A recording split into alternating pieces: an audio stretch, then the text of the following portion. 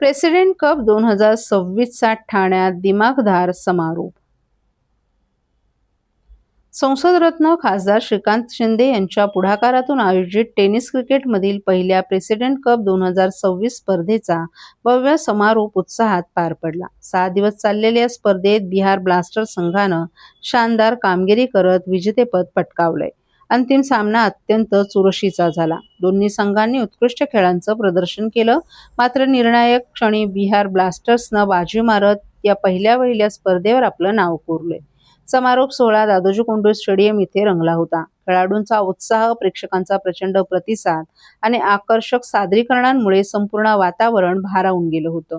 या कार्यक्रमाला बॉलिवूडमधील दिग्गज अभिनेते सुनील शेट्टी आणि संजय दत्त यांची विशेष उपस्थिती लाभली. तसंच प्रसिद्ध ड्रमवादक शिवमणी यांच्या जोशपूर्ण सादरीकरणानं कार्यक्रमाची रंगत आणखीनच वाढवली. ही स्पर्धा टेनिस क्रिकेट स्पोर्ट्स फाउंडेशनच्या वतीने आयोजित करण्यात आली होती.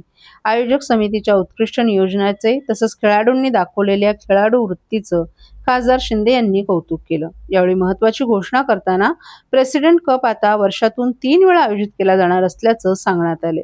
पुढील स्पर्धा नोव्हेंबर महिन्यात होणार असून अधिकाधिक खेळाडूंना मोठा मंच मिळावा हा यामागचा उद्देश असल्याचं स्पष्ट करण्यात आले. स्पर्धेतील बक्षीस रक्कमही लक्षणीय ठेवण्यात आली होती. विजेत्या संघाला 1 कोटी रुपये तर उपविजेत्या संघाला 50 लाख रुपये देण्यात आले. यामुळे टेनिस क्रिकेटच्या विकासाला चालना मिळेल अशी अपेक्षा व्यक्त करण्यात आली. यावेळी राज्याचे उद्योग व मराठी भाषा मंत्री तथा tennis cricket sports federation of इंडियाचे कार्याध्यक्ष डॉ. उदय सामंत, खासदार नरेश मस्के, भारताचे माजी क्रिकेटपटू चंद्रकांत पंडित, प्रवीण आमरे, महिला क्रिकेटपटू हार्ले गाला, आमदार राजेश मोरे, रवींद्र फाटक, अभिजित दरेकर आणि tennis cricket sports federation of इंडियाचे सर्व प्रमुख पदाधिकारी आणि इतर मान्यवरही यावेळी मोठ्या संख्येनं उपस्थित होते.